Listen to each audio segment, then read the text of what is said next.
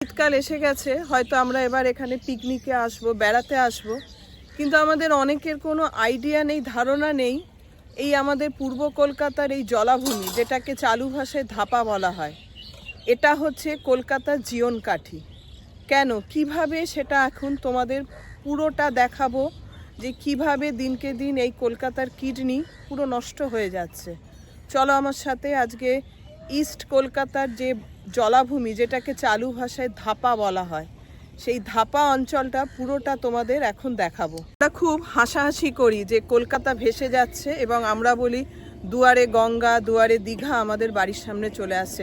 আমি যে কলকাতায় যে জায়গাটা থাকি, বৃষ্টি পড়লে এতটাই জল জমে যাচ্ছে যে যেখানে কোনো ছোট ছোট বাচ্চা দিব্যি সাঁতরে এক জায়গা থেকে এক জায়গায় চলে যাচ্ছে, আর আমরা রকে বসে আড্ডা দিচ্ছি যে না, কলকাতার এমন অবস্থা হওয়ার পেছনে কর্পোরেশন পাইপের কাজ করছে না, কর্পোরেশন ড্রেন পরিষ্কার করছে না, এটা ফলাফল দেখছি, কিন্তু কারণগুলো কোনোদিন জানার চেষ্টাই আমরা করিনি যে কী কারণে আমাদের এই অবস্থা হচ্ছে। এবং গড গিফটেড পৃথিবীতে একটি বিরল ঘটনা, বিরল সাইট আমাদের কলকাতায় আছে, যেটা অর্ধেক লোক জানে না।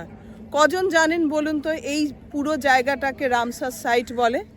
সেটা নিয়ে তোমাদেরকে আজকে দেখাবো। প্রথমে আমাদের জেনে নিতে হবে রামসার কি। গোটা পৃথিবী জুড়ে জলাভূমি সংরক্ষণের ওপর একটা কনভেনশন আয়োজন করা হয়েছিল 1970 সালে ইরানের রামসারে। তো সেইখানে 18টা দেশ একটা চুক্তিতে সই করে যে পৃথিবীর যত জলাভূমি আছে সেগুলোকে সংরক্ষণ করা হবে। এই সংরক্ষণের ওপর 18টা দেশ এই কনভেনশনে যোগদান করে, তাদের মধ্যে ভারত কিন্তু ছিল অন্যতম। এখানে একটা চুক্তি স্বাক্ষরিত হয়, যে চুক্তিটা হচ্ছে, যার নাম হচ্ছে রামসার কনভেনশন অফ ওয়েটল্যান্ড। বর্তমানে এই সদস্য সংখ্যা 171 আর এই সদর দপ্তর সুইজারল্যান্ড। বর্তমান ভারতে রামসার সাইটের সংখ্যা 40-এর বেশি। তালিকায় আছে চিল্কা হ্রদ, লোকটাক হ্রদ। আমাদের পশ্চিমবঙ্গে 2টি সাইট আছে, তার মধ্যে তো সুন্দরবন হচ্ছে বহুল চর্চিত, দর্শিত, কারণ এইটাকে নিয়ে অনেক চর্চা করা হয়। কিন্তু পশ্চিমবঙ্গে প্রথম রামসার সাইট, যেটা কলকাতার পাশেই আছে, সেটা আমাদের চোখের সামনে পাত্তাই দিই না, আমরা পাত্তা দিই না। কারণ হচ্ছে আজ থেকে প্রায় 30 বছর আগে তো জায়গাটা পুরো রহস্যে ঘেরা ছিল। প্রকৃতির এক বিচিত্র রহস্য। ভৌগোলিকভাবে কলকাতা ভারতের অন্যতম নিচু সমুদ্রপৃষ্ঠ থেকে মাপলে যার 4-5 মিটার হবে কিনা সন্দেহ। কলকাতা পশ্চিমবঙ্গে পশ্চিমে গঙ্গা আছে আর শহরের ঢাল আছে পূবে। প্রতিদিন শহরে প্রায় 700 মিলিয়ন লিটার তরল বর্জ্য উৎপন্ন হয়। পৃথিবীর বিভিন্ন শহরে এই প্ল্যান্ট সাফাই করার জন্য কোটি কোটি টাকা খরচ করা হচ্ছে, অথচ কলকাতায় কোনো প্ল্যান্ট নেই, কোনো কালেই নেই। শহরটি অত্যন্ত নিচু এলাকায়, তারপর তো অপরিষ্কার জল, বিশাল মাপের দূষণের কোনো খবরই আসে না। তাহলে এই জলগুলো যাচ্ছে কোথায়? ওপরের পুরো প্রশ্নটা বর্তমান কালের না, অনেকদিন আগেই এই করেছিলেন ধ্রুবজ্যোতি ঘোষ। আচ্ছা, তোমরা অনেক বছর। তাও কত বছর? ওই দাদারা বলতে পারবে, আমরা তো বিয়ে হয়ে গেছি 10-15 বছর হয়ে গেছে। তার আগের থেকে আমার শাশুড়ি, শ্বশুর সবাই এখানেই ছিল। আগে যখন এসেছিলে যে বর্ষাকালে যেরকম জল জমতো, এখন সেটা কম জমে না বেশি জমে? এখন খাল টাল আছে, একটু পাড়ার দিকে বেশি জমে, আমাদের দিকে একটু কম, কারণ আমাদের পুকুর আছে, নেমে যায় জল। যেদিকে জল পাস হওয়ার জায়গা নেই সেই দিকে জল জমে, আমাদের দিকটায় আছে বলে এদিকটায় জল জমে না।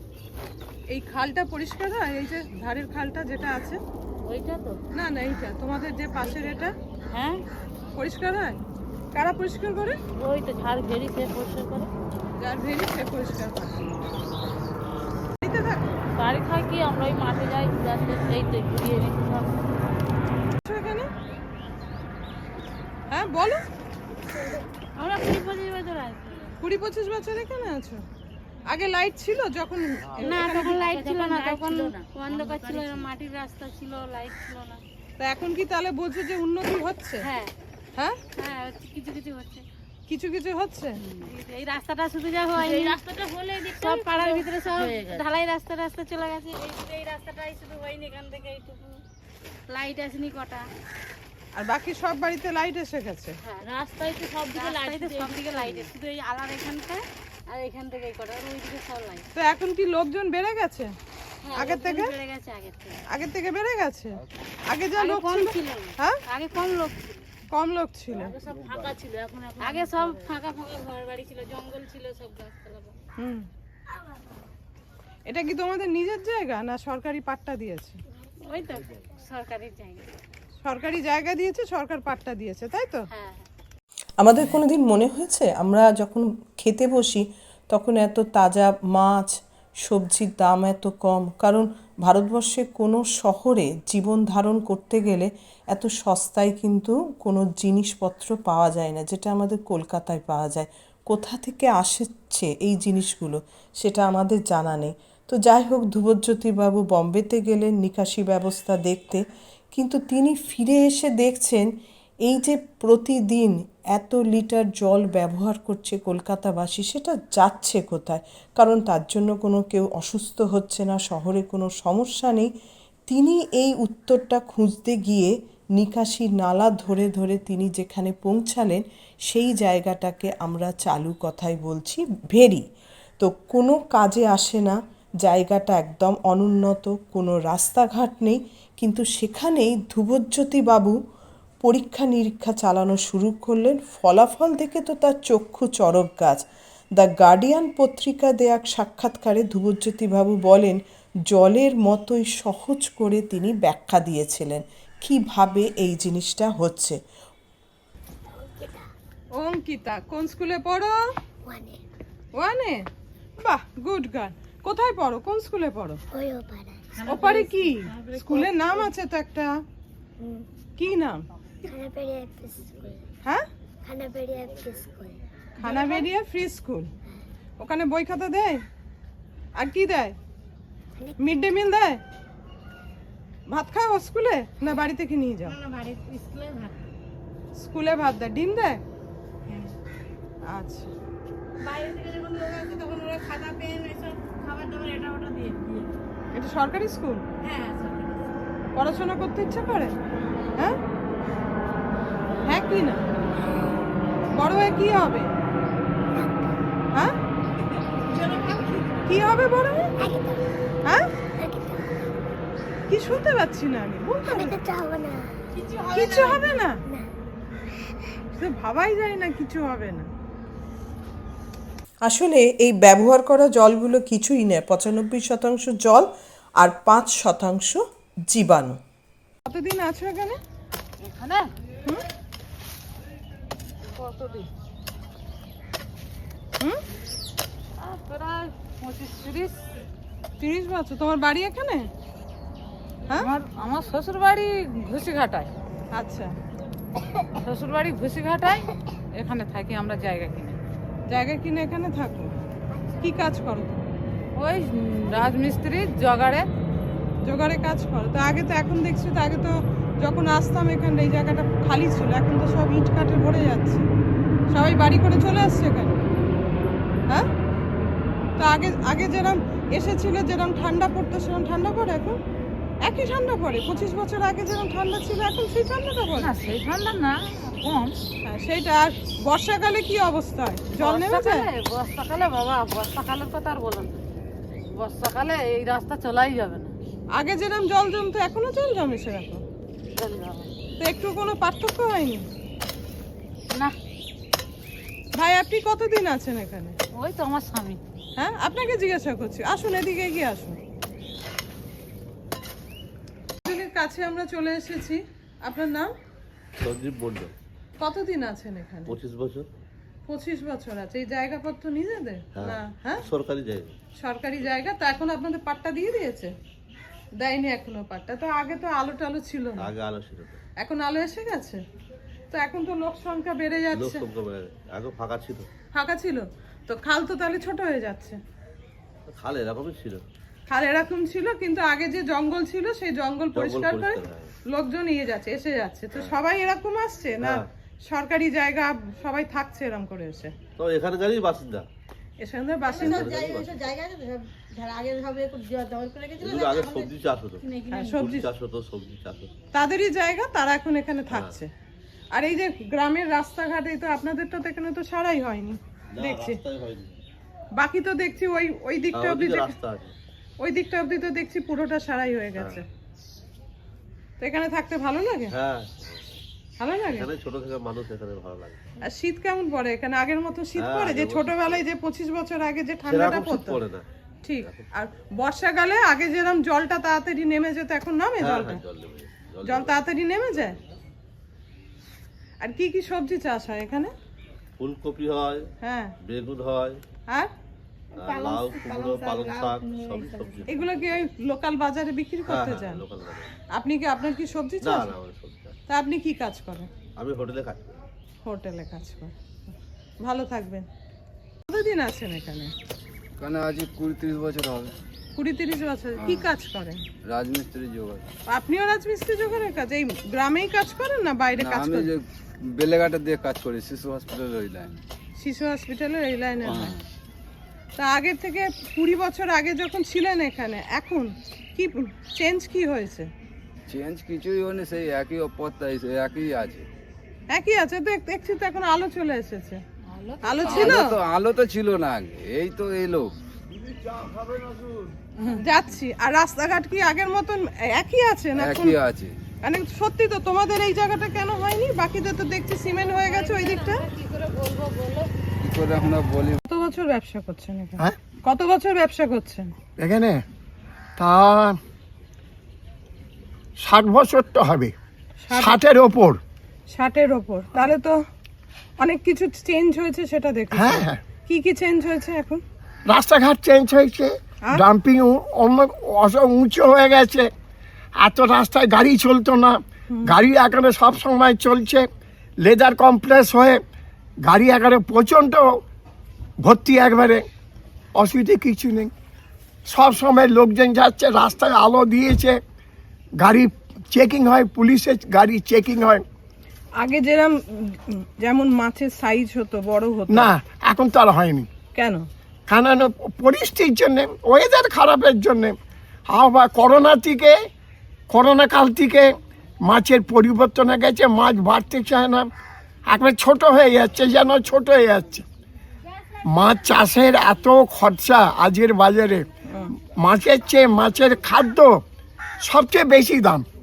মাছের খাদ্য লোক দিয়ে শেষ করতে পারছে না, আমিও পাচ্ছি না মাছের খাদ্য। ফলে আছি যা হচ্ছে হচ্ছে। যা হচ্ছে হচ্ছে।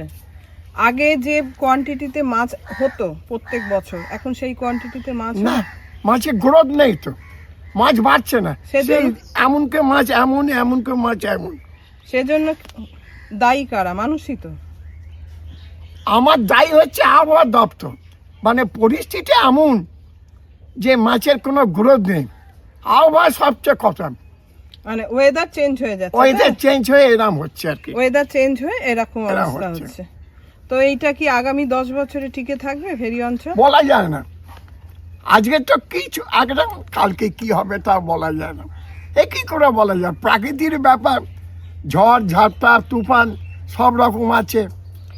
সেই জন্য আচ্ছা, এটাকে তো বলছে রামসার সাইট, জানেন? এটা রামসার সাইট এটাই বলছে, তো রামসার সাইট। জানেন? রামসার হ্যাঁ। সাইট 2002 সালে আন্তর্জাতিক স্বীকৃতি হয়েছে। সেটার বড় হ্যাঁ। কথা হচ্ছে কোনো ঘরবাড়ি করা যাবে না, না। কিন্তু এখন তো দেখছি সবকিছু হয়ে যাচ্ছে। ঘর বাড়ি হয়ে এবং ওনারা বলছে বটে, হুম।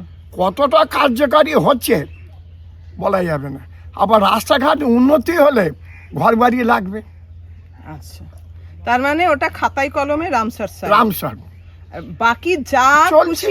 খুশি হচ্ছে। এই যে আমরা যেখানে বসে আছি, হুম। এটা কলকাতার মধ্যে 18 নম্বর ওয়ার্ড, আচ্ছা, কলকাতার মধ্যে। তো এটা তো কলকাতার মধ্যে আছে, কলকাতার পেছনে চলে এসছি, কলকাতার পেছনে পেছনে চলে এসছি। এই যে জায়গাটা 18 নম্বর ওয়ার্ড কলকাতার মধ্যে। তো আমরা তো এটা প্রত্যেকে জানি যে এই জায়গাটা যদি শেষ হয়ে যায়, অদৃশ্য হয়ে যাচ্ছে, হ্যাঁ। মানে ক্রমশ কমে আসছে। হুম। তো তারপরে কলকাতার কি হবে? কলকাতা টিকে কলকাতা থাকবে? কি হবে বলা যাবে না, তখনকার জিনিস তখন চিনতে হবে। এখন চলছে এই পর্যন্ত। তা আগের মতন যে বর্ষাকালে যেরকম জল বৃষ্টি হতো, জল চলে যেত, এখন চলে যায়? এখন তাড়াতাড়ি? চলছে, এই যে খাল আছে অত তাড়াতাড়ি নেমে আর যায়? জল নেমে যায়। গেট আছে, বানতলার সুইচ গেট আছে, ওটা যদি চাপা থাকে সেই জল বেরোতে পারে না। ওটা গেট তোলা থাকলে হুড় করে জল একবারে চলে যাবে বিদ্যাধরী নদী। বিদ্যাধরী নদী পরিষ্কার হয়? হ্যাঁ এই যে নয়নজুলি যে খাল আছে হ্যাঁ। বাসন্তী হাইওয়ে রোডের পাশে, হ্যাঁ ওইটে, সরকার থেকে পরিষ্কার হ্যাঁ করে? পরিষ্কার করে, মাটি কাটে মাঝে মাঝে, ড্রেজার দিয়ে মাটি কাটে। কিন্তু তারও তো মানে পরিবর্তন তো কিছুই হচ্ছে লোক সংখ্যা বাড়ছে, লোক সংখ্যা বাড়ছে, জল বাড়ছে, জঞ্জাল বাড়ছে, নানা রকম আবর্জনা বাড়ছে, প্লাস্টিক বাড়ছে, সেখানে যাবে কোথায়? সব এই বিদ্যাধরী নদী, নদী তো মজে যাবে, মজে যাচ্ছে। তাহলে এক কথাই হচ্ছে ধাপা ভালো নেই, তাই তো? ধাপা ভালো নেই, না ভালো নেই, আগে যা 60 বছর আগে যেমন ছিল সেমন তো এখন কিচ্ছু নেই। নেই, ধাপা ভালো নয়। ডাম্পিং 20 তলা 22 তলা ওজন হয়ে গেছে, পাহাড়ের মতন, সেই উঁচু পাহাড় 20 তলা 22 তলা ওজন হয়ে যাচ্ছে। তাহলে মোদ্দা কথা একটাই কথা, যে আগামী 10 বছরের পরে এই ইস্ট কলকাতা যে জলাভূমি, যেটা আমাদের গোটা পৃথিবীর মধ্যে ভারতবর্ষে প্রথম স্বীকৃতি পেয়েছিল জলাভূমি, সেটা নাও থাকতে পারে, তাই তো? এখন তো দেখা যাক কি হবে পরে। তা সেটার মূল কারণ হচ্ছে মানুষের সচেতনতার অভাব। সচেতনার অভাব। কাপ দুটো তুলে নিয়ে যায়। তাহলে তো ধাপা ভালো নেই। না, থাকবে ধাপা ধাপা ছোট হয়ে এসছে, ছোট হয়ে আসছে। যত দিন দিন যাচ্ছে ধাপার সংখ্যা মাপে ছোট হয়ে এসছে। এই যে ধাপা বাড়ছে, পাঁচিল ঘাড়া আছে, ওই পাঁচিল ঘাড়ার ধার দিয়ে ডাম্পিং বাড়ছে।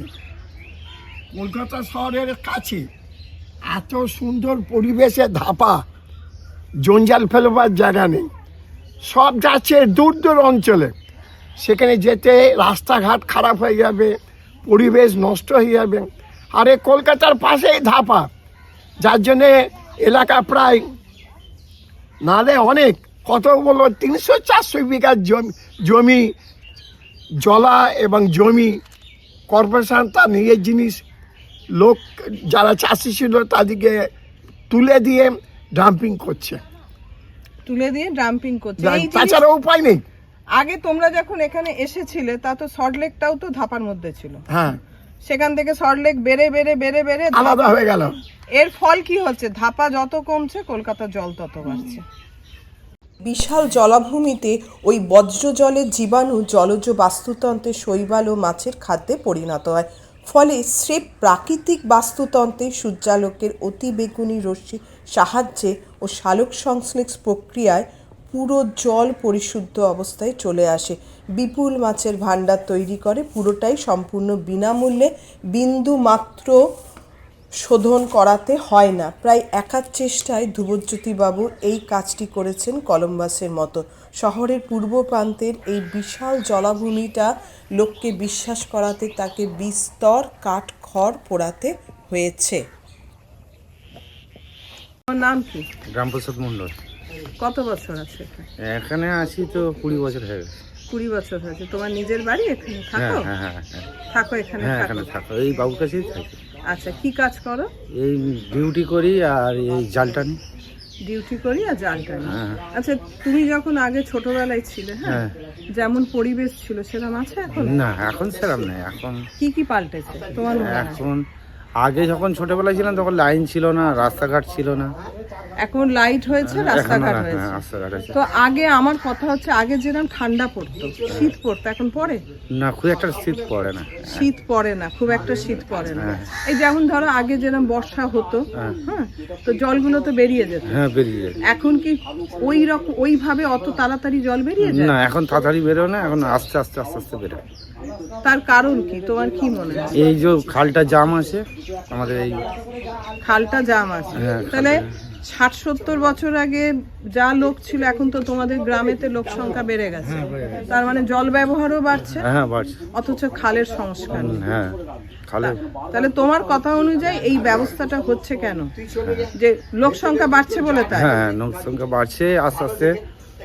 আর কি বলে, সব থেকে খাল পরিষ্কার নেই, জলটা যাচ্ছে না। বর্ষাকালে একটু আমাদের কষ্ট হয় সব থেকে বেশি। বর্ষাকালে কষ্ট। হ্যাঁ। তো তুমি আগের 20 বছর দেখেছো, হ্যাঁ পরের 20 বছর, তোমাকে যদি ধরো পরের 20 বছরের পরে জিজ্ঞাসা করা হয়, না আমি বলতাম থাকবে জায়গাটা? এখন ধাপা থাকবে পরের 20 বছর? তোমার কি মনে হয়? মনে হয় থাকবে না।